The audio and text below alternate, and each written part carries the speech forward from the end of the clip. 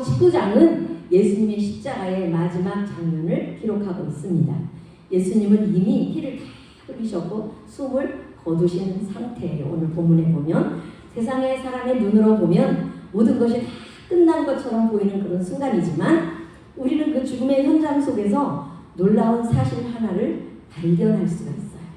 그냥 읽으면 그냥 그렇구나 이렇게 가지만 딱 하나를 집어내면 그것이 바로 설교 제목이 된다는 것입니다. 뭐냐?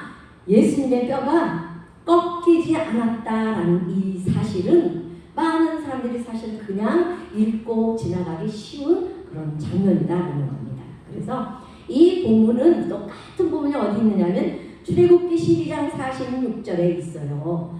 찾지 않아도 됩니다. 제가 읽어드릴게요. 한 집에서 먹되 그 고기를 조금도 집 밖으로 내가지 말고 뼈도 꺾지 말지며. 그래서 이스라엘 백성들이 출애굽하기 전날 6월절 날입니다. 어린 양을 잡아서 그 피를 흘려 문설주에 바르고 한 집에 들어가 있어야 되는 거예요. 200만이나 되는 사람이 한 군데 다 들어가라가 아니고 군데 피를 발라서 거기 여러 사람들이 한 집에 들어가서 고기를 먹었다라는 거예요. 그래서 한 집에서 먹어야 되고 그 고기를 사방천지 사방으로 어린 양의 피가 발려지지 않은 곳에서는 먹어서는 안 된다. 그리고 그 고기를 어떻게 하지 말라? 집 밖으로 내가지 말라. 그랬어요. 우리가 하나님의 말씀을 어디 가야 들을 수 있습니까? 교회 안에 와야 들을 수 있어요. 근데 그냥 아무 데서나 들을 준비도 안 된 사람들에게 마구 그렇게 하나님의 말씀을 증거를 하다 보면 성경 말씀에 돼지에게 뭘 던지지 말라? 진주를 던지지 말라 한 것처럼 오늘의 말씀에도 보니까 고기를 조금도 요만큼도 집 밖으로 내가지 말아라. 왜? 어린 양의 피가 발라져 있는 그 집 안에서 먹어야 된다라는 겁니다. 그리고 마지막으로 뭐냐? 뼈도 꺾지 말지며. 이것이 6월절 날 출애굽하기 전날 출애굽하는 날 그 밤에 이스라엘 백성들이 하나님이 모세에게 주신 말씀대로 행한 그 명령입니다. 그래서 그 밤에 어린 양의 피가 문설주에 발린 집 안에는 생명이 보존됐어요. 근데 중요한 건 뭐냐? 한 집 안에서다라는 겁니다. 한 집에서 먹되. 그래서 아무리 이 양고기를 먹어도 여기저기 아무 데서나 먹으면 소용이 없다라는 것입니다. 왜 그러느냐? 생명은 어린 양의 피 안에 있는 집 안에 있었다라는 거예요. 오늘날 교회가 왜 구원의 문이 됩니까? 교회 안에는 무엇이 있습니까? 예수님의 피가 있어요. 피가 우리가 무슨 일 생길 때마다 예수의 피 얼마나 우리 많이 그렇게 합니까? 그렇게 하라는 것이 아니라 우리 마음 문설주에 우리 마음 문에 그 어린 양의 피가 다 발라져 있어야 된다라는 것입니다. 그래서 고기를 조금도 집 밖으로 내가지 말고 한 집 안에서 먹되 뼈를 꺾지 말아라. 그래서 6월절 밤에 애굽은 바깥의 세상은 어떻습니까? 심판 안에 있었어요. 죽음이 있고 두려움이 있고 공포가 있었어요. 그렇기 때문에 바깥에 가지고 나가지 말아라. 그렇게 말씀하셨다는 것이고 마지막 당부는 뭡니까? 뼈를 꺾지 말아라. 그래요. 뼈는 뭡니까? 뼈는 몸을 지탱하는 가장 강력한 구조예요. 뼈가 망가지면 온 몸이 다 힘을 잃어요. 저도 몇 년 전에 하나님이 개척하라 하시는데 안 해요. 개척 안 해도 저 지금 교회에서 할 일 많아요. 그러고 있다가 하나님이 한번 넘어뜨려가지고 이 등에 뼈가 골절이 갔는데 그 뒤로요 뭘 해도 힘이 안 나요. 뭘 해도 다 거기서부터 통증이 오고 그때마다 통증이 오고 아플 때마다 하나님 죄송합니다. 잘못했습니다. 지금까지도 그렇게 합니다. 그런데 뼈를 꺾지 말아라. 이렇게 주님이 말씀한 것은 어떤 의미가 있는지를 우리가 오늘 한번 은혜를 나누어 보도록 하겠습니다. 그래서 뼈는 사람의 몸을 지탱하는 강력한 구조로서 생명의 기초가 되고 존재의 견고함을 상징한다라는 겁니다. 그래서 사탄은 예수님의 뼈를 꺾지 않았다라는 것이 그의 생명의 기초를 존재를 무너뜨릴 수 없었다라는 것을 우리는 알 수가 있습니다. 그래서 우리가 생각하기에는요, 출애굽 때에 그 고기를 양의 뼈를 꺾지 말아라, 예수님 그렇게 말씀하시고 그냥 끝났어. 그게 아니라 놀랍게도 오늘 요한복음 19장에 본문에 와서 보니까, 그죠? 또 예수님의 죽음을 놓고 뼈를 꺾지 않으셨다, 이런 구절이 등장하고 있다라는 거예요. 그래서 우리는 성경을요, 구약에서 신약에서, 신약에서 구약으로 마구 이렇게 다니면서 읽다 보면 깊은 의미를 더 많이 느낄 수가 있다라는 거예요.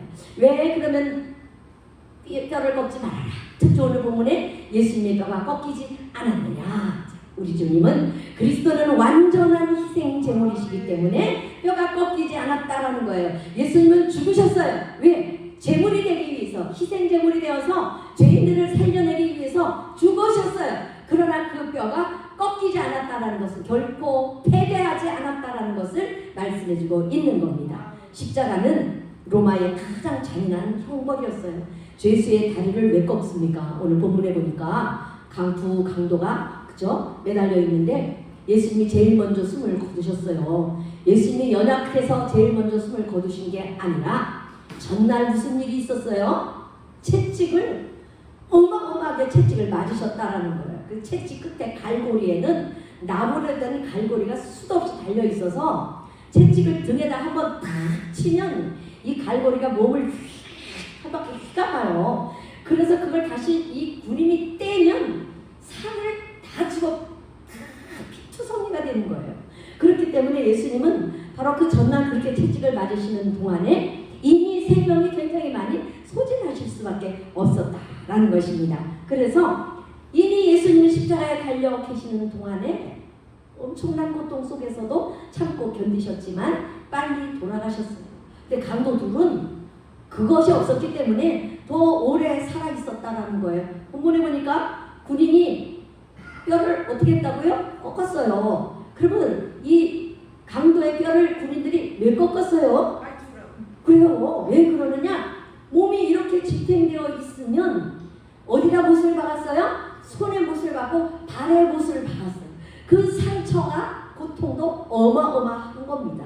그러다 보니까 자꾸 몸이 이렇게 내려가다 보니까 갈비뼈가 다 부러져서 그 갈비가 내장을 확 찌르는 거예요. 그 고통은 말로 표현할 수가 없는 겁니다. 그러니까 매달려 있는 이 죄수들이 어떻게 해요? 몸을 자꾸 발을 비비면서 위로 올라가려고 발도둑을 하는 거예요. 그런데 로마 군사가 그 강도들이 빨리 죽으라고 망치를 가져와서 뼈를 꺾었다라는 걸 어디를 꺾었냐? 무릎을 탁 쳐서 꺾고 발목을 탁 쳐서 꺾어버렸어요. 그러면 뭐예요?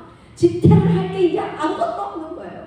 그러다 보니까 금방 숨이 끊어지게 되어 있고 질식사해서 죽는 거예요. 질식사해서. 그래서 십자가에 못 박혀서 죽은 게 아니라 사실은 질식사해서 죽는 것이다. 그것이 바로 십자가의 형벌이었다라는 것입니다. 그래서 예수님 안에 있는 생명과 구원의 완전함은 뼈를 꺾지 않음으로 인해서 오늘날 저와 여러분들에게까지도 그 생명과 구원이 계속해서 이어져 오는 줄로 믿으시기 바랍니다. 아멘. 그래서 우리가 십자가는 패배처럼 보였지만 실제는 승리였습니다. 죽음처럼 보였지만 생명의 시작이었고 끝처럼 마지막처럼 보였지만 구원의 완성이다라는 것입니다. 그래서 고대 제사에서는요, 흠없는 제물을 하나님께 드려지는 완전함, 이것이 굉장히 큰 일이었어요. 그래서 1년 흠없고 점없는 1년 된 그 어린 양, 그걸 만들기 위해서 1년 동안 얼마나 공을 들이는지 몰라요. 그래서 제물을 드릴 때 흠없고 점없고 그 다음에 뭐예요? 뼈가 꺾이지 않은 것이 하나님 앞에 드려지는 완전한 제물이었다라는 것입니다. 오늘날 그러면 예수님이 십자가에 달리실 때도 왜 그 로마 군사가 와서 예수님의 뼈를 꺾지 않았냐? 성경에는 이미 죽으신 걸 아시고 이렇게 기록되어 있어요. 그러나 그것은요, 하나님의 뜻과 섭니다라는 것을 기억하시기 바랍니다. 이미 숨을 하나님께서 빨리 끊도록 그 전날 그 채찍을 그렇게 맞으셨다라는 겁니다. 그래서 완전한 재물은 뭐예요? 뼈가 꺾이면 완전한 재물이 될 수가 없다는 것입니다. 그래서 뼈는 존재의 가장 깊은 중심과 힘과 생명력, 존재의 구조를 상징하는 거예요. 뼈가 꺾였다라는 것은요, 손상과 파괴를 말합니다. 존재의 힘이 다 무너지고 생명의 구조가 파괴되는 상태가 바로 뼈가 꺾이는 거예요.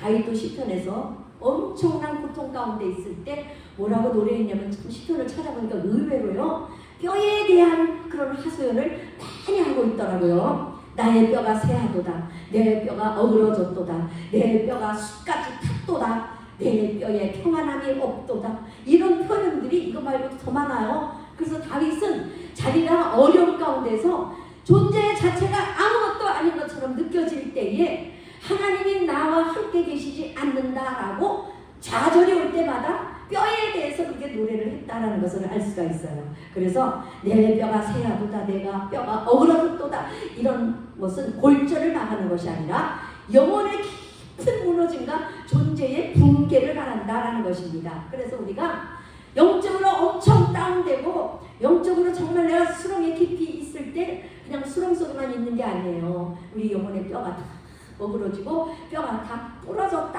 그렇게 우리는 생각을 해야 한다라는 거예요. 더 이상 지탱할 힘이 없다라는 거예요. 뼈는 사람을 지탱하게 하는 가장 기본적인 골조이다라는 것입니다. 그래서 6월절 어린 양의 뼈를 꺾지 말라는 것과 우리 주님이 희생제물로서 십자가에 죽으실 때 그 뼈가 하나도 꺾이지 않으셨다라는 것은 똑같은 맥락을 타고 흐르는 희생제물의 거룩성과 완전성을 이야기한다라는 것입니다. 우리의 구원도 꺾이지 않은 어린 양 위에 세워져 있음을 믿으시기 바랍니다.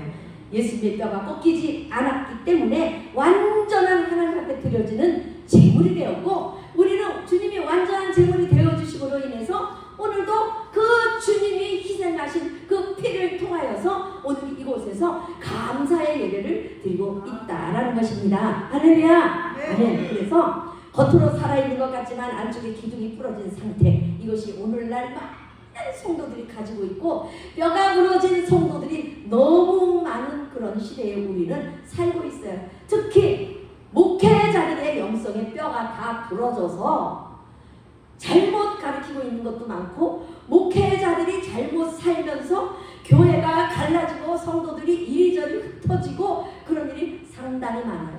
무엇보다도 우리 목회자들은 뼈를 꺾이지 않도록 자기 뼈를 잘 돌봐야 될 줄로 믿습니다. 네. 그래서 예수님이 지신 십자가는 완전한 패배가 아니에요. 그분은 꺾이지 않으셨어요. 죽음이 그분을 삼킨 것 같지만 실제로는 그분이 죽음을 삼키셨어요. 주님은 죽음을 이기셨다라는 것입니다. 그래서 하나님의 생명과 구원의 능력은 조금도 파괴되지 않았고 그 생명은 지금도 저와 여러분들의 심령 안에 흐르고 있는 줄로 믿으시기 바랍니다. 아멘. 그래서 예수님께서는 하나님의 구원을 결코 실패로 돌이키지 않도록 하시기 위해서 항상 복음서 중에 하신 말씀이 있어요. 뭐냐? 성경을 응하게 하려 합니다. 계속해서 그 말씀을 하시는 거예요. 그래서 죽는 순간에도 그 뼈 하나도 꺾이지 않아야 하나님의 말씀을, 성경 말씀을 응하게 하는 것이다. 우리는 하나님의 말씀을 사실은 하나하나 지키기도 힘들지만 우리는 그 말씀을 다 응할 수가 없습니다. 그러나 십자가의 사랑은 무너지지 않는다. 우리는 이걸 붙들어야 할 줄로 믿습니다. 그리스도 안에 있는 생명 역시 영원히 보존되는 것이고, 그렇기 때문에 우리는 그 십자가의 피로 말미암아 오늘도 영생의 삶을 살고 있는 것입니다. 여러분들 다 영생을 소유하셨죠? 네. 영생은 죽어서 천국에 가서부터 시작되는 것이 아니라 내 안에 예수의 생명이 들어오면서 그 예수의 생명이 나에게 영생이 시작되는 겁니다.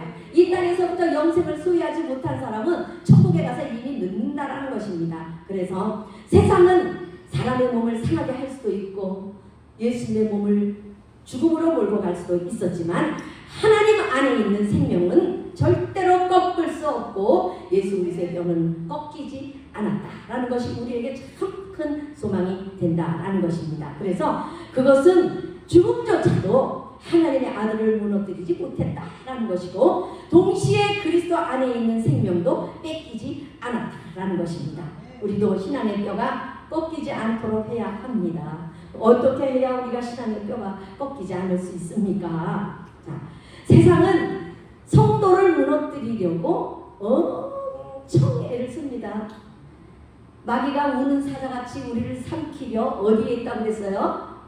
문 앞에 엎드려 있다고 그랬어요. 왜 그렇게 엎드려 있습니까? 우리를 삼키지는 못합니다. 뼈를 꺾어뜨려서 신앙생활을 제대로 하지 못하도록 뼈 없는 아메바처럼 흐물흐물 이것도 좋고 저것도 좋고 세상도 좋고 쾌락도 좋고 교회 가서 예배 드리는 것도 좋아, 이런 사람으로 만들기 위해서 신앙인들의 뼈를 꺾기 위해서 준비한다는 거예요. 어제 저녁에 우리 목사님들 식사를 하면서 간단히 나눈 대화가 뭐냐면, 요즘에 조금 이렇게 뜨고 신흥 목사님들, 부흥사 목사님들 능력 있고 이런 분들이 딱 탄생을 하면 저기 2단 퇴치 운동 그 연구소에서 호출을 한다는 거예요. 그래갖고 막 이렇게 지적을 하는 거예요. 그래가지고 말을 안 들으면 어떻게 하느냐, 2단 껍질을 딱 집어 씌워가지고 사용을 하기 어렵도록 만든다라는 거예요.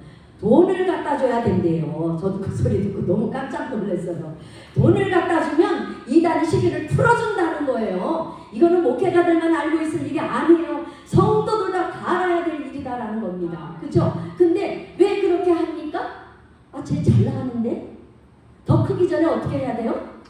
뼈를 꺾어뜨려야 되는 거예요. 싹을 잘라야 된다라는 겁니다. 이 세상은 그렇게 수많은 사탄의 역사가 참된 그리스도인들이 하나님 앞에 올바로 서지 못하도록 하는 일들이 너무 많아요. 뼈를 딱 꺾어뜨리면 아무것도 못하는 겁니다. 그렇기 때문에 뼈를 꺾는 거예요. 군대 나가도 군인들, 폐장병들 그 나머지 다니면서 이렇게 죽일 때 뼈를 그냥 탁 총을 쏴서 그렇게 꺾는다라는 거예요. 그래서 가장 잔인한 것이 무엇이냐면, 정말 이제 막 새롭게 일어나는 그 분들이 사실은 조금 뭐 성경에서 이렇게 위배될 수도 있고 얼마든지 그럴 수 있어요. 근데 거기다가 2단의 굴레를 딱 씌워버리면 진짜 뼈가 꺾여지는 겁니다. 그래서 우리는요, 뼈가 꺾이지 않도록 늘 조심해야 돼요. 왜 그렇습니까? 우리는 연약한 심령들이기 때문에 하나님이 내 뼈를 꺾지 않아 주실 거야, 예수님처럼 내 뼈도 지켜주실 거야, 이건 뭐예요? 직무유기예요. 나를 지켜야 하는 책임이 누구에게 있습니까? 내 자신에게도 있다라는 것입니다. 그렇기 때문에 세상은 막 성도를 무너뜨리려 뼈를 꺾으려 싹을 잘라내려고 엄청나게 노력을 하지만 우리는 그 사실조차도 알지 못해요. 그래서 그냥 하루하루 교회 안에 보면은 권사된 지 20년 됐어요 뭐 이러는 사람들도 어떤 데 보면은 저분 진짜 교회 권사님 맞아, 이럴 만한 사람, 세상에 갖다 놓으면 아주 세상에서 최고로 잘 놓는 사람이야.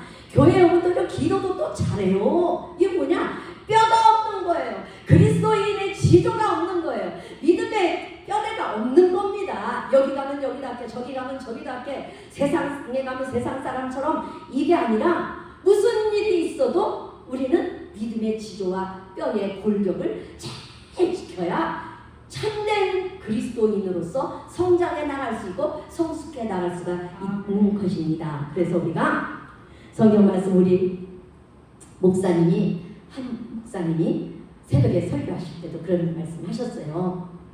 우리는 아무것도 없는 자 같으나 많은 것을, 모든 것을 가진 자, 우리는 가난한 것 같으나 우리는 부유해서 많은 사람들에게 나누어주는 자다. 때 우리 목사님 또 내 말씀 앞질러 가시고 하시네. 왜 그렇습니까? 믿음의 골격과 뼈대가 있는 사람은요, 아무것도 없어도요 많은 것을 가지고 있는 것처럼 그렇게 부유할 수가 있어요. 근데 뼈대가 없는 사람은 많은 것을 가지고 있어도 아무것도 없어. 왜 그래요? 뭐가 없어서 그래요?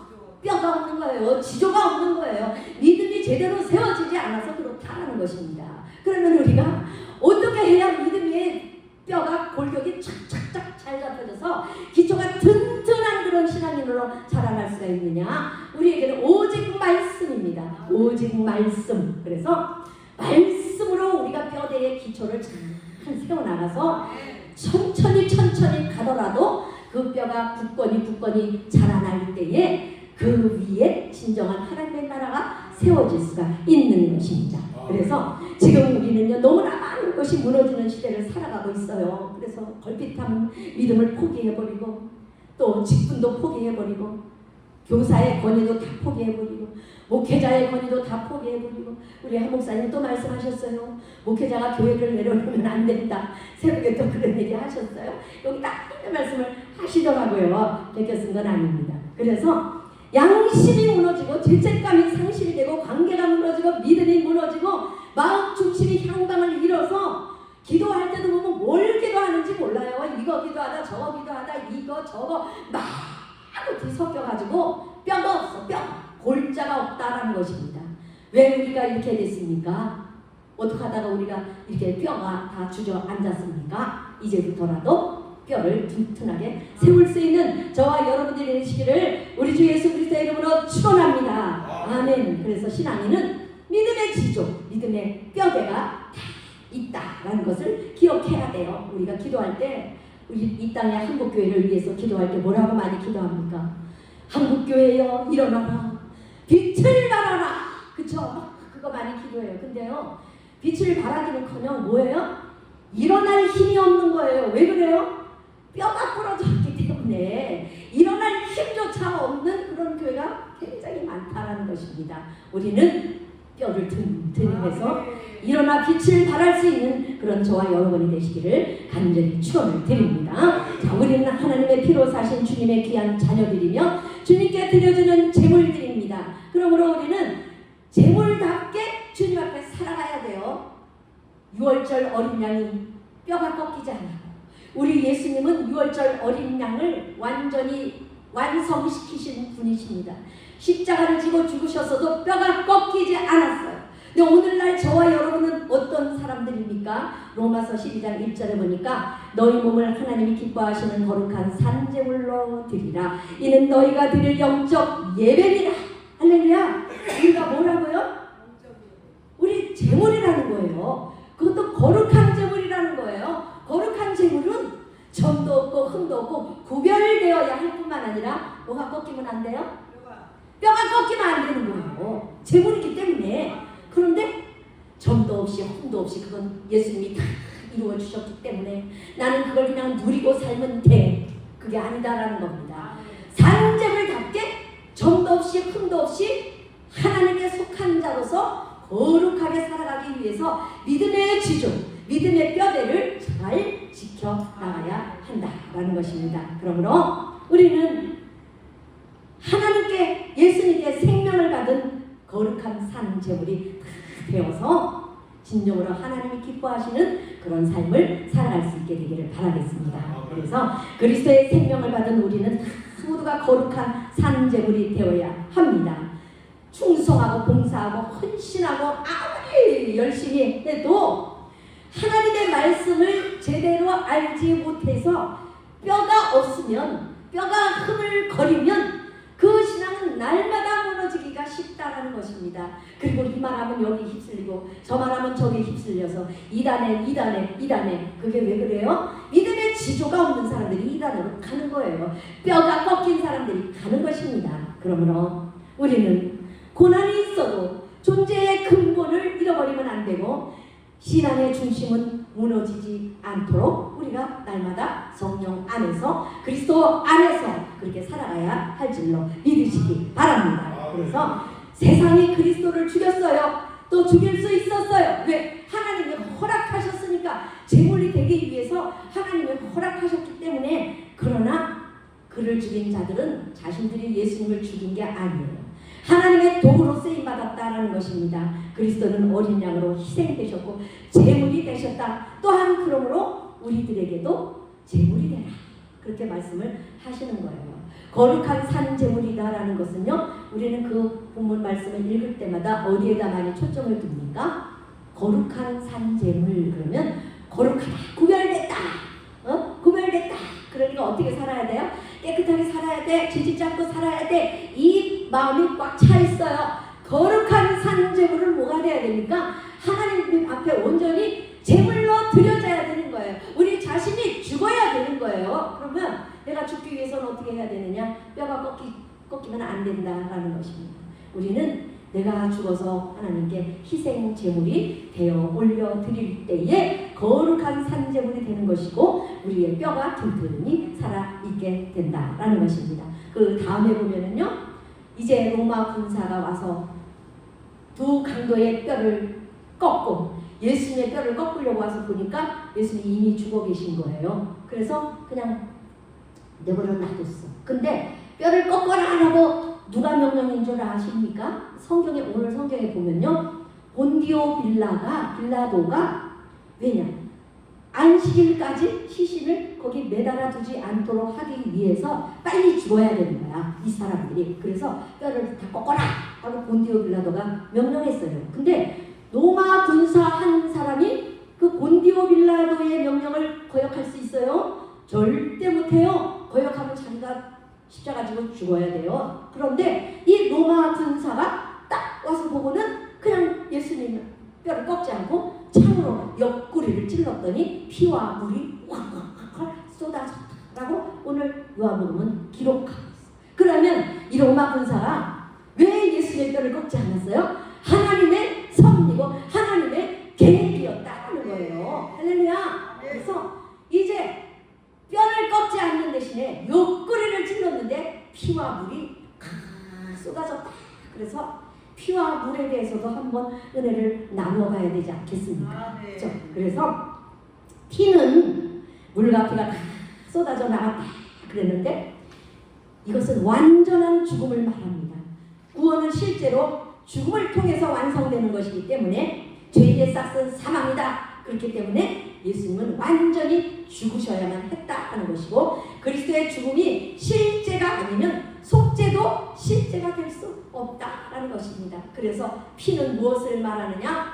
피는 생명입니다. 히브리서에 보면은 피 흘림이 없이는 사함이 없다라고 이렇게 말씀하셨습니다. 십자가에서 흘러나온 피는 죄인을 위한 속죄의 피입니다. 그 피는 단순히 몸에서 나온 그런 하나의 액체가 아니라 하나님의 사랑이 흘러나온 것인 줄로 믿으시기 바랍니다. 아멘. 그래서 진정으로 하나님의 사랑이 그 옆구리에서 물로서 피로서 그렇게 다 흘러나왔다라는 것이며 죄인들을 살리기 위해서 자신의 생명을 내어주신 거예요. 그래서 교회는요, 예수님의 피를 믿어요.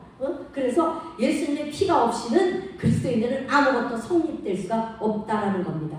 그 피가 죄를 다 덮고 심판을 지나가게 하고 원수되었던 자들을 화목하게 하고 우리의 저주를 다 덮었다라는 것입니다. 그러나 피가 우리의 죄와 저주를 다 덮었다고 해서 제가 가볍게 어디로 갑자기 처리된다는 것은 절대 아니에요. 하나님의 죄를 보지 못하시는 것이 절대 아니다라는 것입니다. 죄에 대한 정당한 심판이 피를 통해 이미 다 이루어졌기 때문에 우리에게는 그 피에 대한 대가를 하나님이 묻지 않으신다라는 것이에요. 그래서 출애굽의 밤에 그 어린 양의 피가 문설주 임방에 발라졌을 때 그 안에 살아남았던 그 안에 있던 그 사람들은 다른 민족보다 의로워서 살아난 게 아니에요. 그들이 산 이유는 그 집에 뭐가 있었기 때문에 피가 있었기 때문에 그들이 살아남았다라는 것입니다. 그래서 심판을 죄를 향해서 임해요. 죄를 향해서 날마다 심판은 임할 수밖에 없지만 피가 있는 곳에는 이미 죽음이 발생한 것으로 죄의 싹은 사망이다. 이것이 적용이 되어서 이미 죄가 씻어졌다라는 그런 맥락하에서 그들이 다 살 수가 있었다라는 것입니다. 그래서 심판은 그들의 집을 넘어갔어요. 이것은 예수님의 십자가에서 완전히 완성되었을 뿐만 아니라 예수님의 피는 우리의 죄를 덮는 피일 뿐만 아니라 하나님의 심판이 지나가게 하는 그런 피다라는 것입니다. 그런 모든 것들을 우리 예수님께 하나님 아버지께서 다 담당을 시키셨다라는 것이고 십자가 아래에 있는 성도는 죄가 없어서 구원받는 게 아닙니다. 여러분들 죄가 없습니까? 다 있어요. 근데 우리 여러분들 지금 당장 죽으면 어디 갑니까?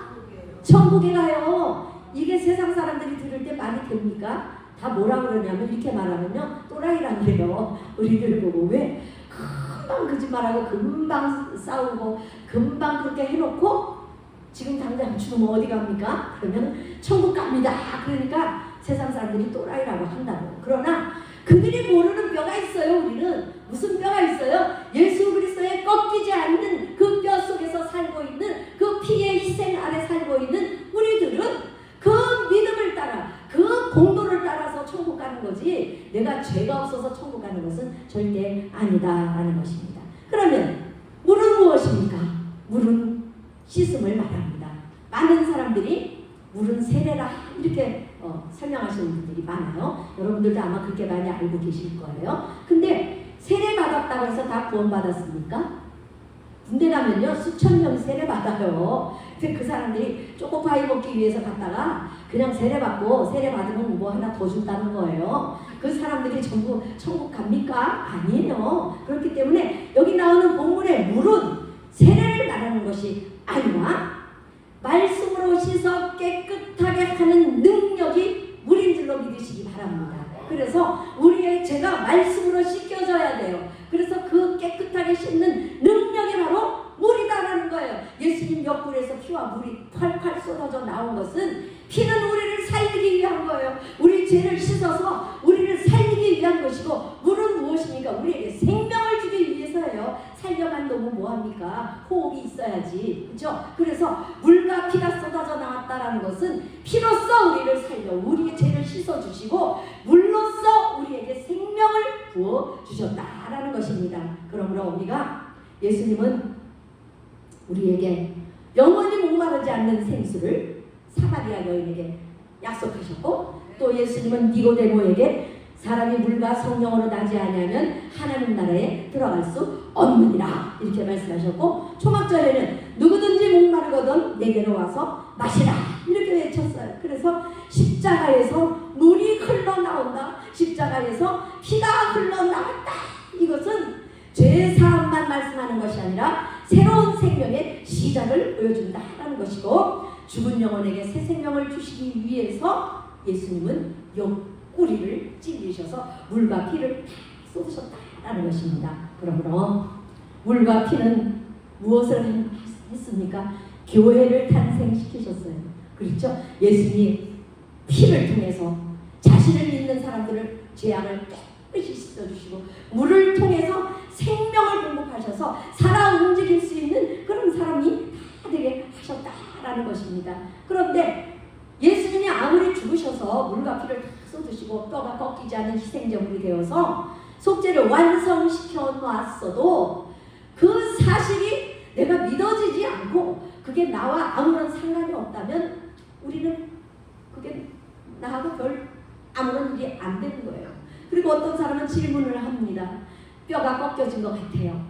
저도 뼈가 꺾여진 것 같아요. 저도 신앙의 지도가 없어요. 다 잊어버린 것 같아요. 그러면 어떻게 해야 돼요? 여러분들도 지금 설교 들으면서 그럼 어떻게 해야 되냐? 그런 의문이 많이 들었을 거예요. 그죠? 무엇이냐? 에스겔 37장에 가면 거기 뼈가 나와요. 그 뼈는 어떤 뼈입니까? 마른 뼈는 꺾인 뼈보다도 몇백 갑절 더 많이 손상돼요. 그냥 이렇게 부수면요, 그냥 먼지가 돼서 날아갈 수 있는 그런 뼈예요. 그런데 그 뼈들에 대해서 하나님의 말씀이 대언될 때에 생기가 사방에서 불어와서 그 뼈들이 어떻게 됐어요? 착착착착착착착 다 들어맞아서 힘줄이 생기고, 그 다음에 피부가 입혀지고, 그렇게 하면서 뭐가 됐어요? 크게 일어나서 군대가 됐다라는 거예요. 우리의 뼈가 꺾일지라도 하나님의 말씀 속에 우리가 들어가기만 하면, 하나님의 말씀이 우리 안에 생기가 들어오기만 하면 우리는 다시 일어날 수 있게 되는 줄로 믿으시기 바랍니다. 예수님이 옆구리에서 흘러나온 그 피와 물, 그것을 통해서 우리는 날마다 생명을 가지고 살아갈 수가 있게 되는 것입니다. 그러므로 교회는 십자가에서 탄생했어요. 초대교회는요, 이 장면에서 창세기를 떠올려요. 왜냐? 하나님께서 아담의 옆구리를 열어서 뭘 만들었어요? 하와를 만들었어요. 그리고 마지막 아담 되시는 그리스도의 옆구리에서 교회가 태어났다라는 것입니다. 그래서 교회는 인간 조직이 아닌, 사람들이 모여서 예배를 드리지만 인간 조직이 아니다, 십자가에서 태어난 공동체다라는 것입니다. 그러므로 교회의 생명은 세상의 능력에 있지 않고 십자가에서 흘러나온 물과 피에 있고 꺾이지 않은 예수 그리스도의 뼈에 있다라는 것을 기억하시기를 바라겠습니다. 그래서 죽음의 창끝에서 생명이 터져나왔고 십자가에서 속죄가 흘러나왔고 능력이 흘러나왔다라는 것입니다. 이제 예수님의 옆구리에서 흘러나온 물과 피는 온 세상을 다 적시고 흘러가고 있습니다. 얼마나 감사합니까? 참 기적 중에서도 그런 기적이 없다라는 것입니다. 우리는 꺾이지 않는 어린 양의 피 안에 살아가는 자들입니다. 그러므로 우리의 소망은 내 자신에게 있지 않아요. 꺾이지 않고 나를 구원하신 예수 그리스도 그분께 있다라는 거예요. 내 자신에게서 나의 의로에서 구원을 표출해낸다면 그 사람은 날마다 무너질 수밖에 없지만 흔들리지 않는, 뼈가 꺾이지 않는, 물과 피를 다 쏟은 예수 그리스도 그분께 나의 구원을 준다면 우리는 결코 흔들리지 않는, 뼈가 꺾이지 않는, 지조가 흔들리지 않는 그런 믿음을 소유할 수 있게 될 줄로 믿습니다. 그러므로 오늘날 우리의 신앙의 뼈대는 십자가로부터 물려받았습니다. 의지력 없는 나에게서 나온 것이 아니라 꺾이지 않는 그리스도의 그 신실하고 강건하신 사랑에서 나온 것입니다. 할렐루야! 그리스도의 뼈대는 고난 중에서도 절대 꺾이지 않는 믿음을 만들어낼 수가 있는 것입니다. 그러므로 여러분들 아무리 어렵고 힘들고 사람이 꽉 막혀 있다 할지라도 우리에게는 누가 계십니까? 예수님이 계십니다. 예수님이 계십니다. 믿음의 지조를 잃어버리지 않고 내가 흔들리지 않고 좌지우지 되지 않고 오직 주님만 바라보는 그 믿음의 뼈대를 가지고 있다면 주님이 옆구리에서 흘리신 그 물과 피가 여러분들을 구원하실 것입니다. 일으켜 세울 것입니다. 할렐루야! 아멘. 그래서 이 시간 우리가 함께 한 목소리로 기도하실 때에 아버지 믿음을 더하여 주시고 굳건하게 세워 주시옵소서. 흐물거리지 않게 도와주시고 신앙의 지조를 잃어버리지 않게 도와주셔서 예수님 뼈가 꺾이지 않는 그 신앙의 본을 우리도 함께 보며 살아가게 도와주시옵소서. 우리가 함께 세 번 주여 세 번 부르고 기도하도록 하겠습니다. 주여 주여 주여. 내 아버지 하나님을 찬양하며 경배합니다. 오 나의 주님을 영광 받아 주시옵소서. 주여